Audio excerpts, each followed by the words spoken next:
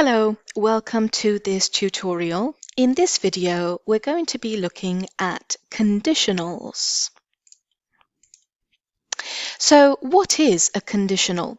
A conditional is a sentence which states an outcome, a result, if a specific action or event happens.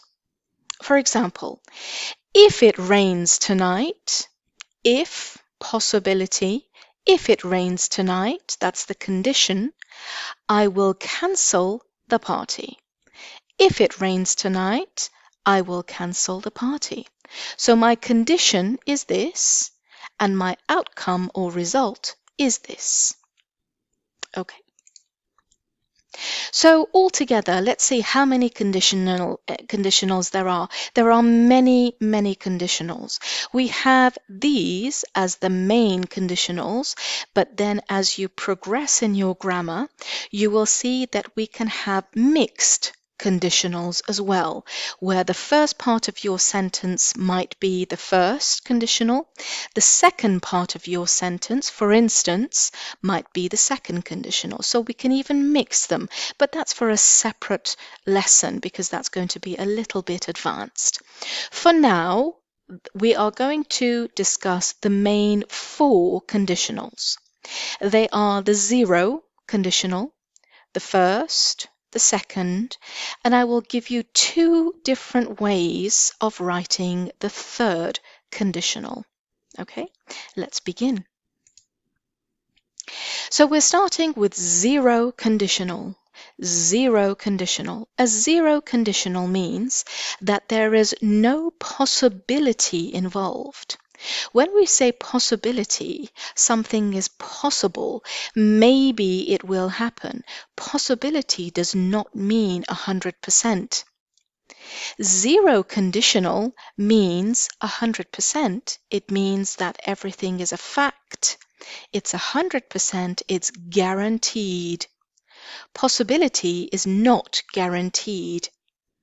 So zero conditional means that it's a fact, it's 100%, and it's guaranteed. Let's have an example. If you heat water to 100 degrees centigrade, it boils. It is a fact. It's 100% and it's guaranteed that if you heat water to 100 degrees centigrade, it boils. Now, if you do this in winter, if you do it in summer, if you do it in a different country, nighttime, daytime, it doesn't matter. It's a fact that if you heat water to 100 degrees centigrade, it boils. That's the zero conditional, no possibility. It always happens. The formula for zero conditional is if plus present simple. The result would be present simple. The first part that includes if is called my if clause. The second part that does not have if is called the result. Okay, so this is the zero conditional. We've got water boiling here, and we know if we heat water to 100 degrees centigrade, it boils. The first conditional is not 100% guaranteed like zero conditional. The first conditional is a likelihood, that means possibility, of between 80 to 95%. So it's highly likely, 80 to 95% is very high, but it's not 100%. So it's highly likely that something will or will not happen, but it's not 100%. Let's look at an example. If I go outside in the cold without a coat, I will catch a cold. It is very likely, up to 95% chance even, that if I go outside in the cold without a coat, I will catch a cold. It's not a fact. It's not guaranteed. It's not 100%, but it's very likely. The formula that we use for the first conditional is if plus present simple. The result is a modal plus verb. And when I say modal, I mean this little guy here. A modal could be will, may, might, can, any of these could work in a first conditional. So this is my formula for first conditional. Zero conditional is a fact. It always happens, guaranteed. First conditional means most probably it will happen, but there's no guarantee. The second conditional is almost the opposite of the first conditional.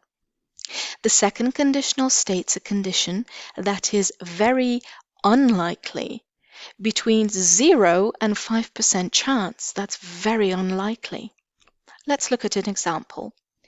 If I won the lottery, I would buy a Range Rover. That would be fantastic. But it is very unlikely that I will win the lottery. In fact, there is a 1 in 45 million chance. So that's very unlikely, between 0 and 5% chance. So it's almost impossible. And this is the second conditional. The formula we use is if plus past simple, would plus verb. If I won the lottery, I would buy a Range Rover. Another way or another reason for using the second conditional is if we want to give advice. If I were you, we always start with this when we want to give advice. If I were you, I would ask for a refund. Now, I'm using if I were you, I were. We use this because it is an unreal situation. If I were you, I am not you. I will never be you, and you will never be me. Therefore, it's an unreal situation, which is why we use I were. We use this for giving advice, and we only use I were in the second conditional. So if I were you, I would ask for a refund. If we look at the formula, again, we see it's if plus past simple, would plus verb, would plus verb. When we give advice, we always start with if I were you. Okay. We're moving on to the third conditional now. Now, the third conditional states a condition that is for regret about a past action or event. So something happened in the past that I am very unhappy about. I'm not happy. I regret it. I wish it was different. If I had woken up earlier, I wouldn't have missed my bus. I'm running for the bus because I woke up early and I regret it.